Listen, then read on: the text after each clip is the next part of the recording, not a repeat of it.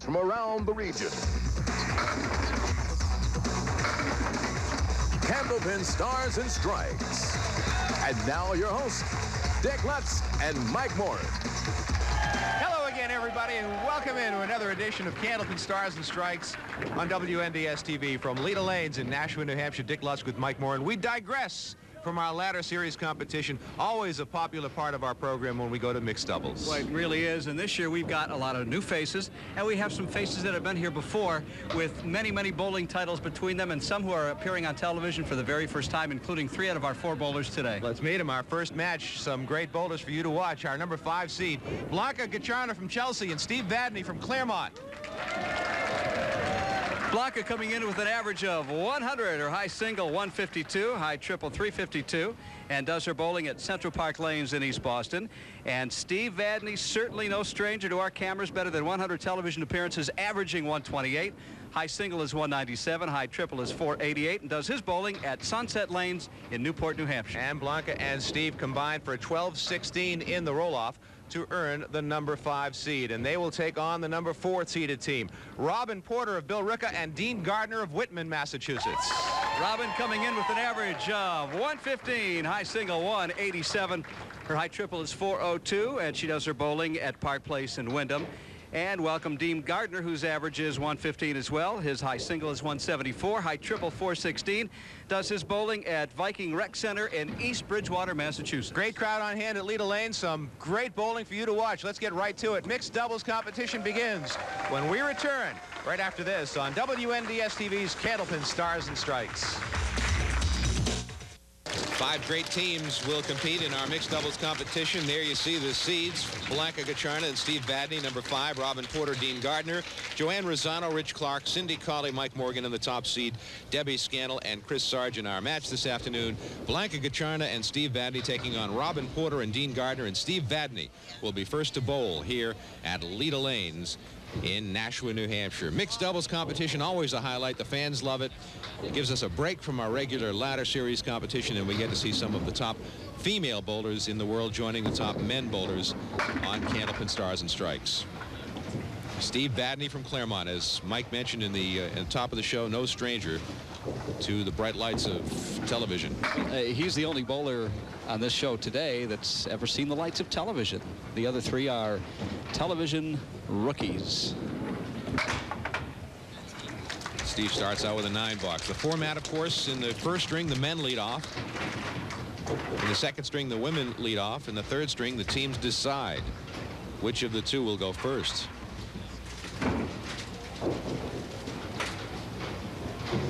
Steve Vadney on lane 33. Throws a good first ball. Doesn't have much to show for it, though. Boy, he hit the pocket. Still leaving the 4, 5, 7, 8, 9, and the wood way off on the right. I don't think he's going to bother using it. So the 4 and the 8 remain. Took out 3 of the 5 pins, and the best he can hope for is a 10 box. And when he's done, we'll have a look at Dean Gardner of the Gardner Porter team. Pair of 9 boxes for Steve Vadney.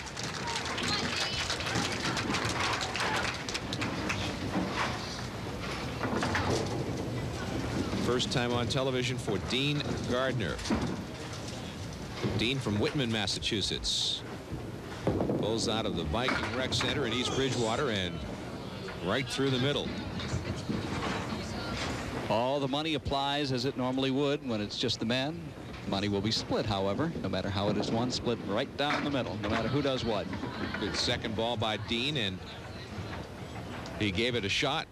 Dean is 25 years old. He's the owner of Dean Gardner Electric of Whitman. Does all electrical work, primarily residential. And he starts out with an 8 box. $800 in the triple strike jackpot carried over from our men's ladder series.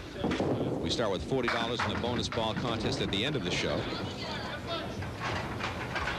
So we do have some very well-known folks here in the coming weeks. Joanne Rosano, the winningest bowler in WCBC history. She'll be here next week, joined by Rich Clark, another favorite here at Leda Lanes.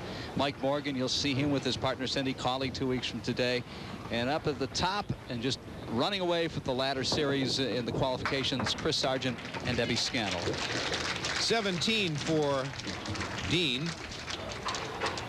An early one-pin lead for the team of Steve Vadney and Blanca Gacharna. Now we look at Blanca Gacharna from Chelsea, Massachusetts.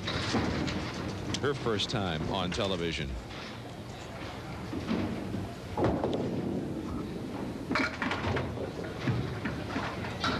Blanca is 22 years old.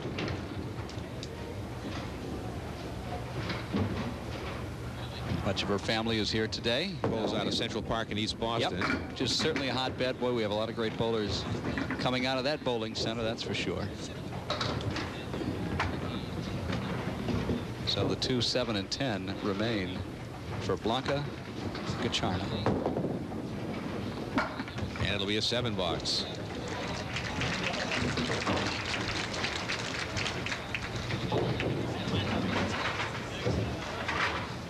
Blanca's been bowling for 15 years. Got an early start on lane 33. And a tough shot coming, but an opportunity for a mark for Blanca. Runner-up team today will split $200. The winners go on and bowl Joanne Rosano and Rich Clark next week. Oh, good try. Just missed it.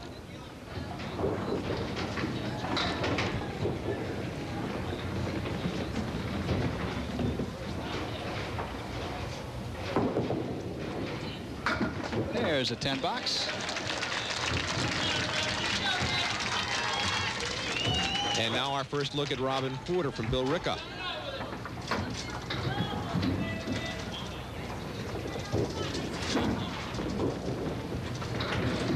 Robin bowling out of Park Place in Wyndham.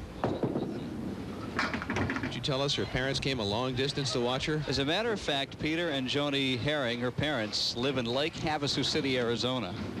Probably the hottest spot on the planet. And at this time of year, that's a nice sound, isn't it? So it took them 3 days to get here. They left Wednesday prior to the taping, which of course is a Tuesday, got here on Sunday, and that was the weekend of the big blizzard back in December. Sure. First Weekend of December. Isn't Lake Havasu City where the London Bridge was reassembled? I think that sounds right. Yeah. 9 bucks for Robin. Robin owns Gift Baskets by Robin. And our scoreboard has frozen. Robin right on the head pin there. Good first ball. She'll have a shot at it. Watch out, that wood rolls over, but the other piece of wood took a little bit of the starch out of it. Well, you know, I took a Baltine hammer and whacked the side of the keyboard, and it works now, huh? We got it working now. It's cold winter mornings. Sometimes the keyboards can be finicky. Mark opportunity for Robin. She threw it away. She missed the opportunity.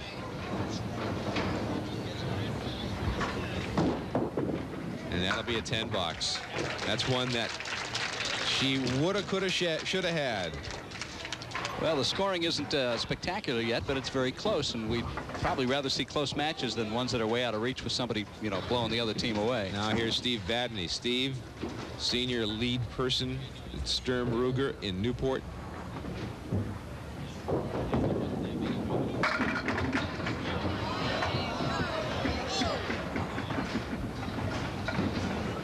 He and Annette have been married for 31 years.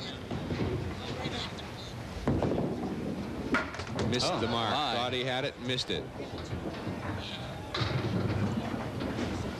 Steve has a handful of kids. Jennifer's 27, graduated from Bryant College. Got married Steve last weekend. Got married last weekend as we tape this. Right, early December. Right, Steve, 24, works for Tech Online in Bedford. Another good first ball by Steve Vadney and another spare opportunity. Last time on TV as a number 5 seed, he defeated Mark Gregory, then Sean Baker before being beaten by Danny Harris. That's back in March of 2003. Mark Gregory is in the audience today watching all the activity. There's a mark for Steve Vadney. We need to make a correction here from a statement that I made on a previous show, Dick. Somebody had inquired about if a pin goes down and then, you know, pops back up and stays up. is it a felt pin? And I incorrectly asserted that it was. Received an email from Bob Moran, a former Tournament of Champion winner here on Candlepin Stars and Strikes, and we did check the rule book. And right there on page 10, it's true. I'll read the brief entry here. If a felt pin is caused to stand erect again in the playing area, it shall be judged as down and shall remain on the lane and be played as wood. So there you go. So it could be standing upright, but it is in fact a piece of deadwood. That's right. Problem with that rule is if somebody doesn't see it stand back up, think it never went down in the first place, you could have some argument, I suppose. But Can you imagine that argument? Well, yeah. I saw that flip. I saw that go up. I saw it go down. Let's go to the videotape. We haven't had that happen on the show, I don't think. No, there's a good first ball and an opportunity for a strike. Dean Gardner will have a spare opportunity here, looking for the first mark for his team. And that'll keep things still 1 pin apart after 6 boxes. So thanks to Bob Moran for alerting us to the fact that we gave out some incorrect information, which we don't like to do. The Dean gets the mark in the 6th frame, so we're virtually even. 3 pins separating these two teams, and here's Blanca. She'll fill Steve Vadney's spare. 3 marks and a word, of course, is always worth $50, Dick.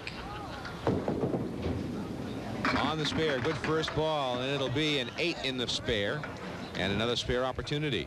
Yeah, we always think about, the harder the ball, the more pinfall, but sometimes a soft touch like Blanca has, you just nick the head pin, and she's got a nice 8 fill. And she's got a spare. There it is. 2 marks in a row for the team of Blanca Gacharna and Steve Vadney. This is a $50 box coming up. 3 marks in a row. Another good first ball, and just missed the head pin. So she'll have 6 in the spare, the 4 horsemen on the left side.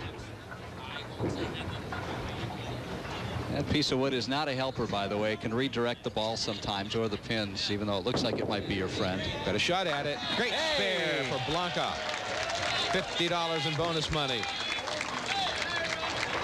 Getting a bit of a smile now. The butterflies are gone, and she's got 2 out of the 4 marks, Dick. Sure does. Now Robin Porter. Robin has a high single of 187. Good first ball, but not much to show for it. Robin and her husband Bob have been married 21 years. Their sons Joshua 15, Brandon 14. Brandon has a 103 average in the junior program at Park Place Lanes.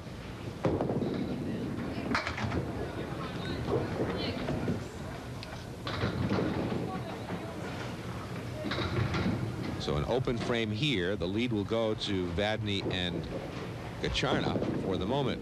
That'll be an 8 box. So now it's a 10-pin lead for Steve and Blanca. And she's up against another mark.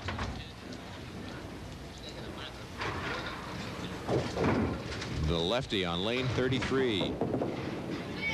Good first ball and a strike, and a big smile on the face of Robin Porter as she turns back, and that goes a long way to taking the butterflies out.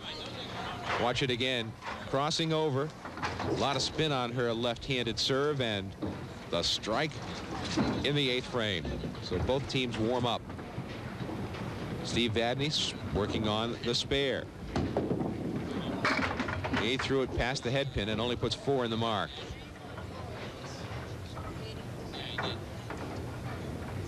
Not an easy spare either. Almost made it.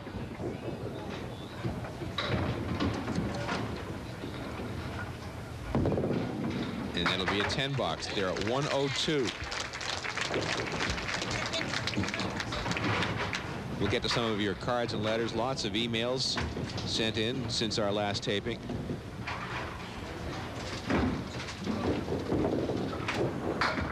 Again, Steve missed the head pin.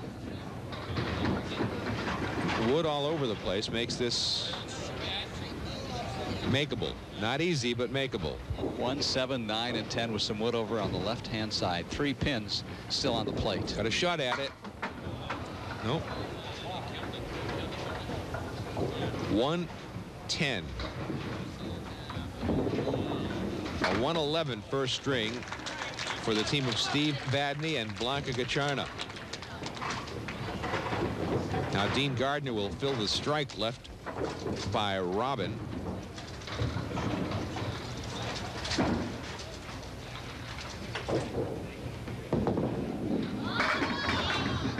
He threw a pretty good first ball. Well, all the wood is now off the plate. He's got to make it just with a cut shot or a bank shot, one or the other. Gave it a run, puts 9 in the strike.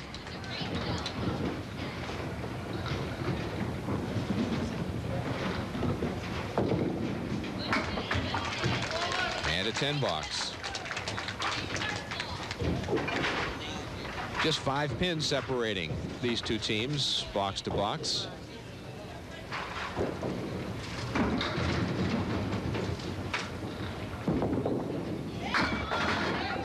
Throws a ball that goes from left to right, as you can see, and it tails as it hits the head pin. He's got a makeable shot here, though. Very favorable wood here. It's 2-5, 7. Didn't hit the object pin, which was key. The 2 pin. But the match will be within 1 mark, and certainly a good competitive balance between these two teams. That'll be a 10 box and a 107. So 4 pins separate these two teams, with the team of Blanca Gacharna and Steve Vadney in the lead over the team of Robin Porter and Dean Gardner. 111 to 107 after 1. Second string action coming right up when we come back to Leda Lanes for Candlepin Stars and Strikes on WNDS TV. Robin Porter will be first to bowl in the second string. Her team, Robin Porter and Dean Gardner, trailing Steve Vadney and Blanca Gacharna by 4 pins. 111 to 107 after 1. Once again, some pretty good wood at an angle against the 6 pin, which if you deflect it right could go over and take out the 8 as well as the 10. Gotta hit it just right.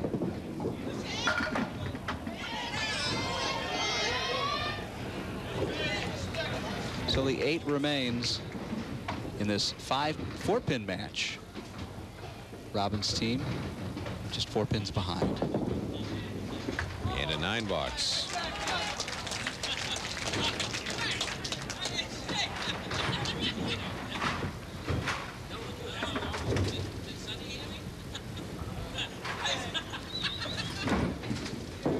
Got a note here from Robert Rhoda. Mike, as Robin throws a pretty good first ball. Robert Rhoda writes, several months ago, an individual by the name of Dave Flaherty from Milton, Mass. wrote to us stating that the Cunningham Men's Bowling League in Milton is the oldest league in the country, and we wanted proof, so please find the enclosed clippings that will verify that it is the oldest, as Robin makes the shot. And an article written by John Valenti, the longtime bowling writer. He notes that congratulations to the Cunningham's Men's Bowling League of Milton, celebrating its 75th anniversary, making it the oldest continuous Candlepin league in the nation. Wow. Formed in 1912. The league boasts 24 teams and 120 men and bowls at Cunningham Park Lanes, an 8-alley private house established through the Mary A. Cunningham, who died in 1904. The 24 teams bowl on a staggered 3-night basis. Billy, look at that shot. Wow. The 4 horsemen and a pin on the other side. Billy Gallivan, now in his 50th year, has the longest continuous length of service. Wow. That's 50 years? 50 years he's been bowling in the league. 75 different presidents over its 75-year span. Here's Blanca again. Almost got another one. Well, she's been the star so far today, with 3 marks, and this could be 4, leaving the 8-pin all by itself. The soft touch does work, folks, and I think she's got it. Oh! Ball kind of tailed away to the right. It looked as though she was gonna have it. So the bowlers stay nearly even once again at the start of the second match. That'll be a 9. Now Dean Gardner will fill the spare left by Robin Porter. So that bowling league has been around for a long time. We thank you for all the mail that you send us about some of the great history of bowling artifacts that you come up with. Next week, we're going to show you the actual score sheet and a plaque that was made from it for the highest sanctioned Candlepin game of 245, bowled by Ralph Sem back in the 1980s. We have the plaque, and we'll have time to show it to you next week. Will it go? Yes, it will.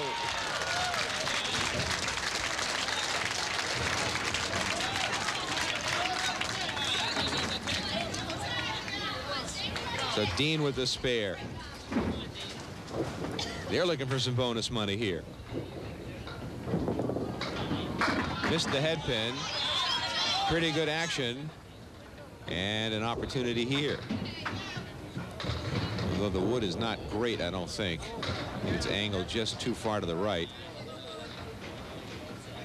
Got to hit that head pin. Well, he had it frozen, so that helped him. But he didn't pick up the spare.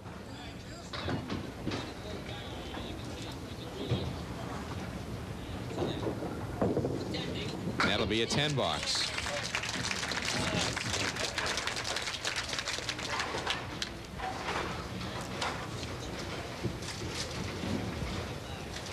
Steve Vadney has 3 WCBC titles and 3 senior tour titles that he picked up consecutively.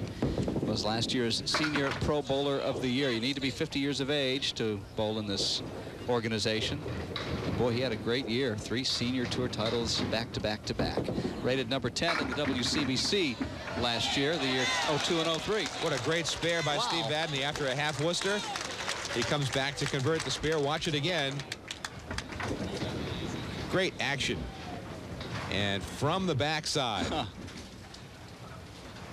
The mark for Steve Vadney. Now filling the mark with a good first ball. Put 7 in the spare. And another spare opportunity here. He will not make the spare. Just shot it past. Right now they're tied, at least in this game. And that'll be a 10 box for Steve. So they add a couple of pins.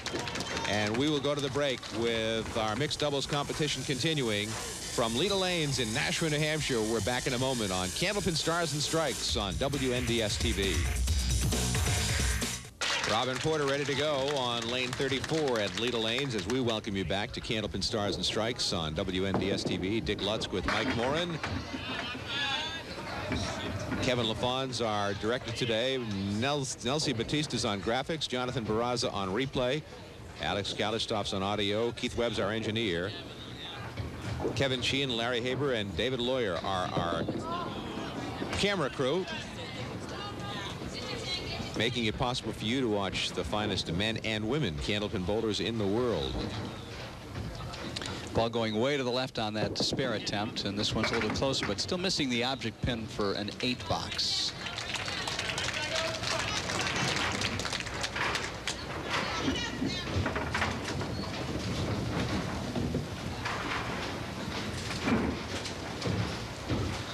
.61 through 5 for Robin and Dean.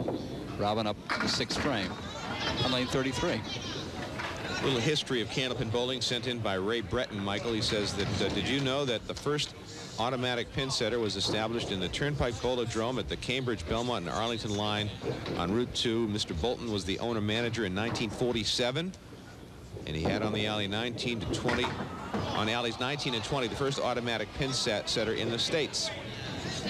And each pin had a string attached individually to the top. Oh, my. Well, I just ran across a book that's really one of the great books in the history of Candlepin bowling, and that's the book by Florence Greenleaf. And I had misplaced it for years, and I finally ran across it here a week ago. I want to bring it in and let you have a look. I have it. Oh, you do? I think I have it with me. A very painstakingly put together book of the history of the game up to probably about 1980. I think that's about when it was published. So there certainly has been a lot in the game that's happened since then. Yeah, that's it, with Carl Green. Yep. And I'd misplaced my copy. I bet you for 10 years it drove me crazy, and finally moving recently, yeah, that's right, Dick, you stole it from me. I want it back now.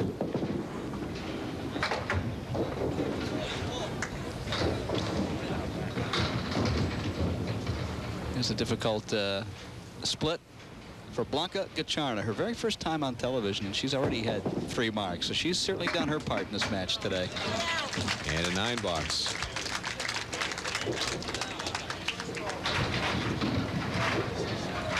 Very tight match. Blanca is an administrative assistant, which she does.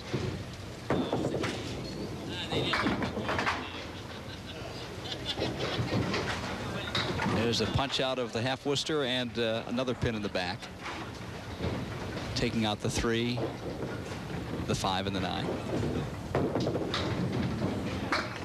Oh boy, one pin at a time, and that's a tough one.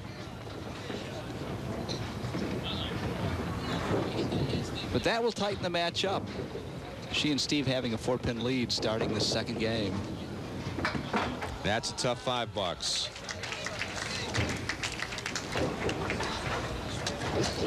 Standing in the wings is Joanne Rosano and Rich Clark, a terrific team. 2 weeks from today, Mike Morgan, his partner is Cindy Cawley, and Deb Scannell and Chris Sargent sitting atop the ladder. We'll see them in 3 weeks.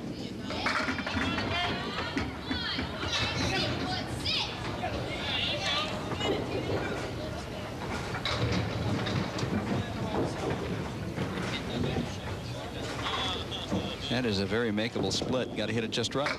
Ooh, he did. He hit it just right, and he didn't make it. The wood just wrapped around the 6-pin. There was nothing else he could do. He hit it right where he wanted to hit it. It has to take a $10.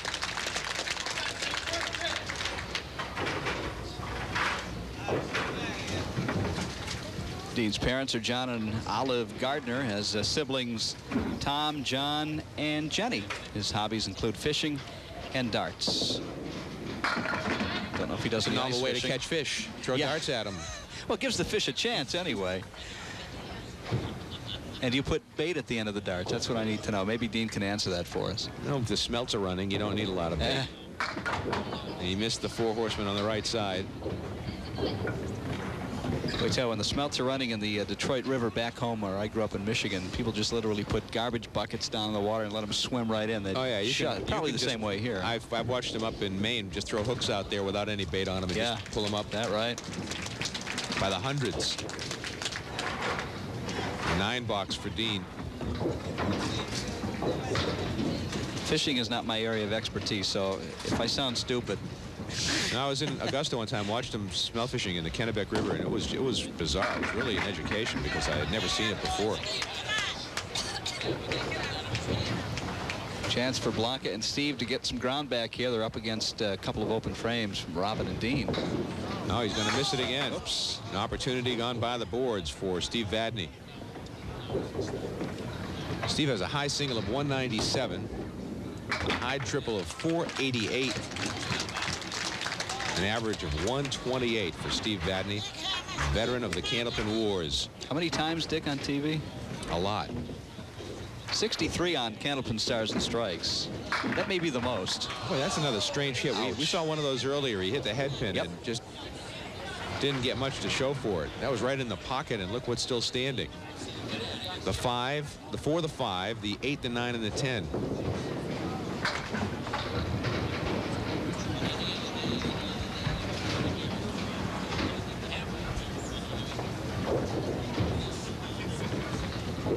Steve Vadney trying to salvage whatever he can out of this one. He'll take an $8. 2 pins separate the teams. The team of Blanca and Steve in front of Robin and Dean by 2 pins with 2 boxes remaining in the second string. Look at the intensity. Oh, she missed the head pin. Ball never really grabbed. She kind of lofted it out there, and it never really connected with the lane enough to come up to the head pin. Just stayed out there. That's a good ball right there. And there's a spare for Robin. What a great shot. The 6-pin was last to go, as you'll see. Yeah, she hits the head pin, and the wood off the wall trips up the 6-pin and knocks it. It's going to go, I promise. It's going to go. Check the rules on that one. It's going to go. It went. If the instant replay freezes, is it a downed pin? Put it in the rule book. Yeah. Right on the head pin, filling the spare. She'll put 6 in the spare. But no help with any wood on the split. 3, 6, 10 on the right, 4 on the left. Tough shot here for Robin. Got a shot at it. Oh, wow. She gave it a run, didn't she? Didn't miss by much. The margin of error can't be more than an inch either way on that shot, if that. Boy, she was as close as you can come without making it. 114. 114 is it for the team of Robin Porter and Dean Gardner in the second string. Now Blanca Gacharna up against a mark.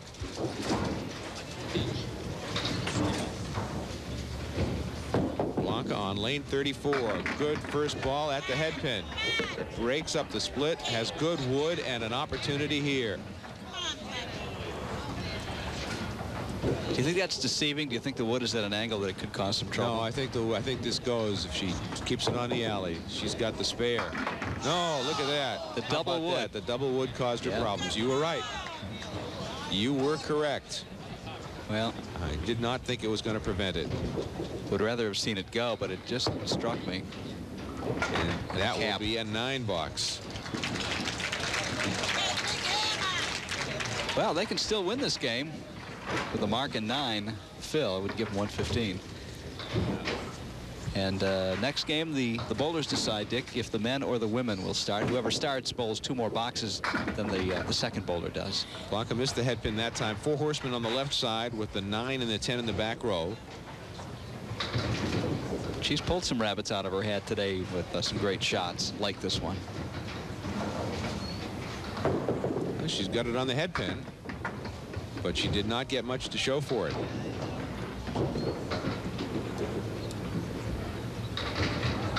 She's at 102.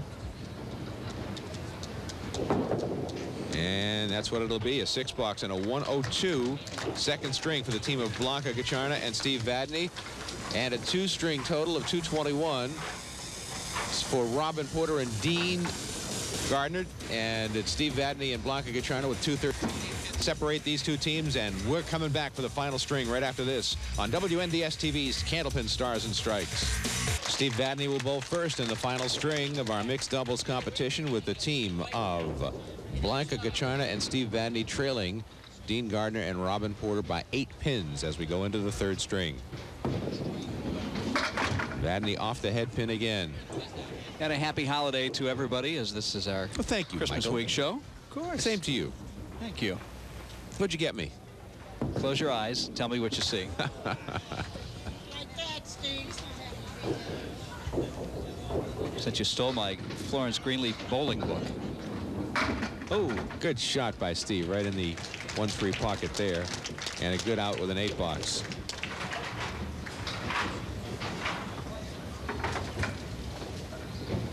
We've only given away $50 in bonus money. That was in the first string.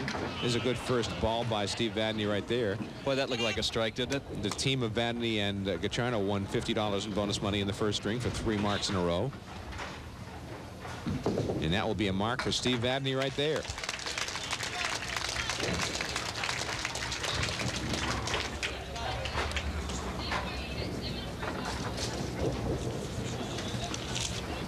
Dean Gardner sets himself over on the left-hand side of the approach of lane 34. The ball fades from left to right. Didn't come up the hill, though, as they say, to hit the head pin, so he leaves the 1, the 3, the 7, and the 10. He's got some wood over on the right-hand side that can sweep right into the 10, but if he can connect with the object pin right where he wants to. Did make the shot. Got a nice note from Dr. William Lambert Smith from Quincy, Massachusetts, who puts in his PS that he was a friend of Larry Glick. Ah, the commander. The commander. Yeah. I had an occasion to meet Larry Glick many years ago when I was working in Boston. So what's the Glickster up to these days? Does I'm he not say? sure of what he's doing now, but No, he's in Florida. Dr. Smith says he set pins for 5 cents a string at the Huntington Alley. There were 72 lanes, the largest bowling on one floor in the world. When was this? Don't know. Well, if he's setting pins, probably back 20s or 30s, maybe. No, 1944, he says 44. right here. 41 or 44. There are many bowling centers much larger than that since then. Oh, nice shot. Didn't have to cap the wood. He was able to hit pins directly. Wow, what a close match this is. So both teams working on marks.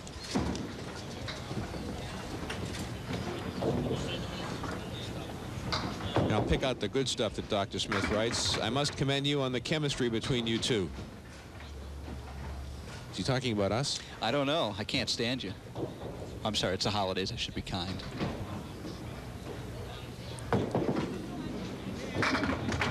Missing the object pin, leaving just the number 1 after filling the second frame spare with a 5. And he also talks about the sportsmanship showed by the bowlers over the course of time. And good point. How bowling is one sport where even the most intense competition brings out the best in the sportsmanship among the bowlers. They're all good friends. Well, they are, and part of it is because this really is a very small sport in a geographic sense and in a number sense. So it's in everybody's interest to get along and stay on the same page and be good to one another. There's no penalties for excess celebrating in this sport. That's because we don't see it. The bowlers are very respectful of their opponents, and we can't commend them enough for that. Dr. Smith writes, in any sport, the manner in which to honor a competitor is to give that person the best game you have. It does not exempt being a lady or a gentleman. Dr. Smith, I agree with you 100%. Thanks for your email. We appreciate it. Actually, that was a handwritten letter. Handwritten letter. Dr. William Lambert Smith from Quincy, Massachusetts. Thank you, Dr. Smith. Well, chance now for Robin and Dean to pile up some pins. They're up against 2 open boxes from Blanca and Steve. Robin throws a good first ball, puts 8 in the mark. Good fill and some good wood in front of the 610. Hit the stripe, and you shouldn't have any problems with that one, Robin. Her ball moves from left to right to that side of the alley. Should be right in her wheelhouse. Right on the red stripe, and there. Oh, look at that! Wow, she hit it right where I assume she close wanted to the red stripe. Yeah, looked like she had it. I was ready to mark it down. Well, the wood was a little bit far out, and the further out it is, the more difficulty it can cause you. She has to settle for a 9 box. Very tight match. Boy, I guess.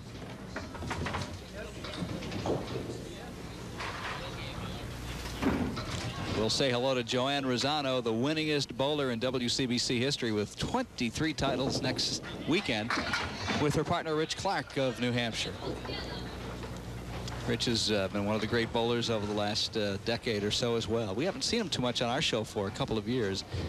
We'll see what he's been up to and see how he's bowling. He's a lefty as well.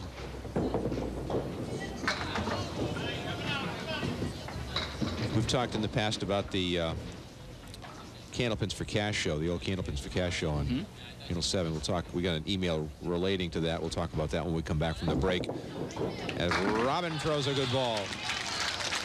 And a mark at a 10 box. It's a 10 box. Sends us into the break, and we're coming back in a very tight match here at Leda Lanes in Nashua, New Hampshire. It's a 13-pin lead for Robin Porter and Dean Gardner over Blanca Gacharna and Steve Vadney when we come back to Leda Lanes in Nashua, New Hampshire for the conclusion of Candlepin Stars and Strikes on WNDS TV. Steve Vadney on lane 34 at Leda Lanes. His team trails by 13 pins with 6 boxes remaining. Not insurmountable, to say the least, but he needs to mark. Steve's been down this road before. Throws a good first ball.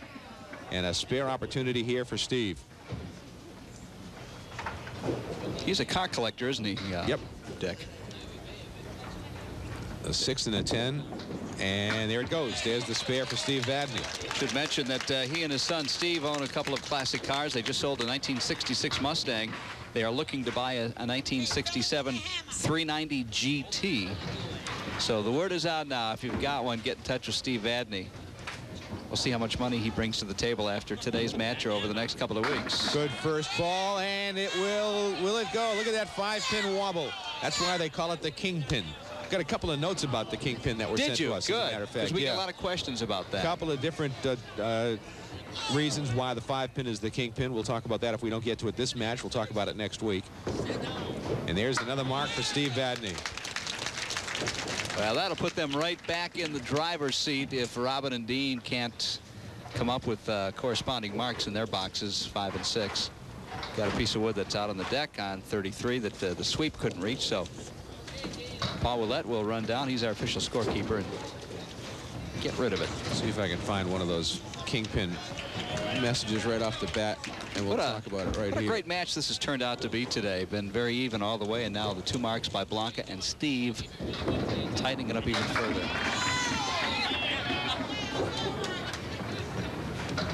When you consider 3 out of these 4 bowlers have never bowled under the bright, hot lights of TV, they're doing remarkably well. Nice shot. Dean responds. Now to maintain that lead, he'll need another mark here in the 6th frame. Runner-up team today will split $200. Ultimately, though, they're going for the $1,500 prize and will be at the end of week 4. Good first ball, good fill in the spare. Well, he's got a piece of wood that just barely off to the side of the 5-pin. You may want to just try to sneak in from the left. Ooh, as opposed to the wood capping caused it. him a problem. You saw the anguish on his face.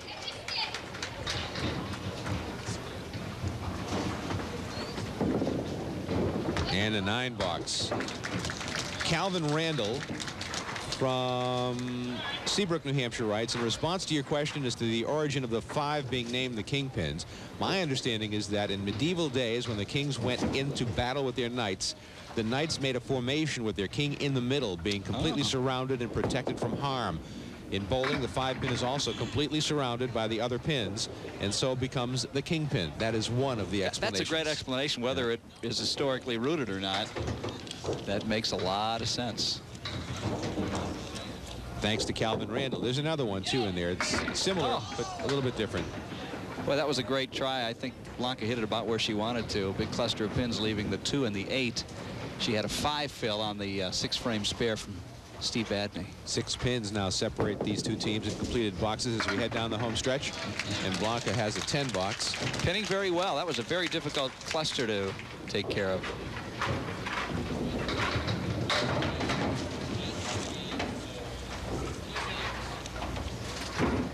Still an incredibly close match.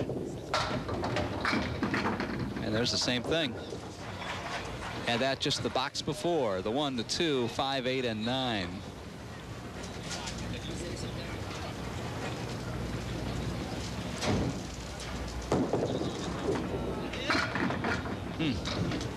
Oh, a good chance at another 10 box for Blanca Gacharna. Chelsea. Robert Van Tichelt, I hope I'm saying the name correctly, or Tichelt, from Stoneham, sends in another kingpin answer. And it makes reference to the Candlepin book you were talking about earlier, Florence Greenleaf's book.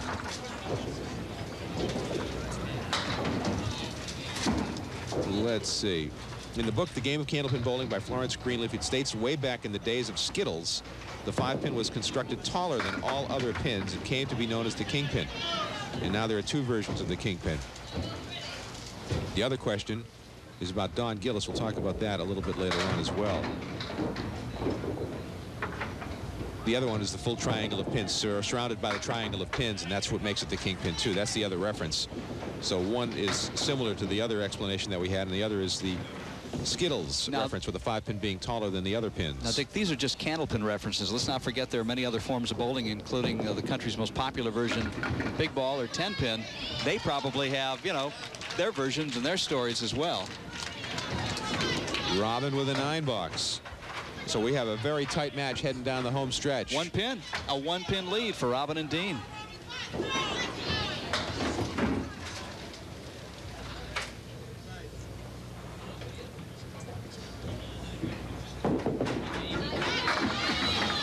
Robin with a good first ball.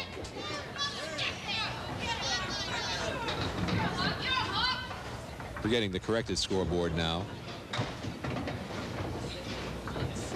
Robin indeed will have a little bit of a bigger lead than that after this box. Now a spare opportunity here for Robin. Got it. So the lead is 6 plus a ball for the team of Robin Porter and Dean Gardner. 6 pins plus whatever they put in their spare will be their lead with 2 boxes remaining. Steve Vadney needs to mark, needs to run the table with a couple of marks here to give his team a chance. So the pressure's on Steve Vadney. The most seasoned of the 4 bowlers you're looking at today.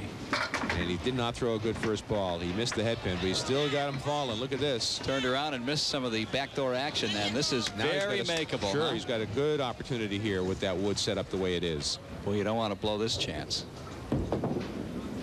He's got the spare. Boy, he got a break. Wow. He got a real break. He threw a terrible first ball, turned his back to the pins, and they kept on falling when he wasn't looking. And it left him with a spare opportunity. Watch the spare. The wood was set up perfectly. Beautiful. Now he needs a big fill and another mark. On lane 33, the veteran Steve Vadney missed the head pin. Again, great action after the shot. Look at this. And there goes the head pin. Put 9 in the spare. Buy a lottery ticket today, Steve. Wow. Still got to thread the needle, though, to get past that lead pin. Uh-oh. Which he did not do. And I'm sure he knew that. That was trouble. So the bowling gods also take the breaks away after they give them to you. A 123 for Vadney and Porter. Now Dean Gardner. 1 mark, I think, is all they need, right? Well, he needs less than that. He's going to fill the fill this mark, and that'll cut the lead down to under 20. Depending on what if he puts, he needs to get at least 3 or 4 with his first ball. Uh-oh. He's got 3. Now trouble. Trouble in River City.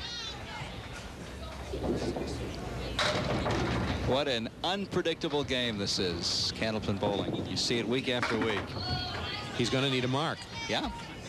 If he had a good first ball, he would not have needed a mark. Now he needs a mark. They can tie with the 2 10s here. He's not going to get a 10. He's got a 7 Now he needs a mark. 13 pins. He needs a mark and a 3 to tie, a mark and a 4 to win. I'd like to be him standing out there right now with Pressure's that pressure. on him. Mark 3 to win, mark 4 to tie. Here's Dean Gardner's first ball right on the head pin and right through. Tough shot. It's a shame because he hit the head pin last time and got a big split, and he hit the head pin, which you want to do, and another split. Just too bad.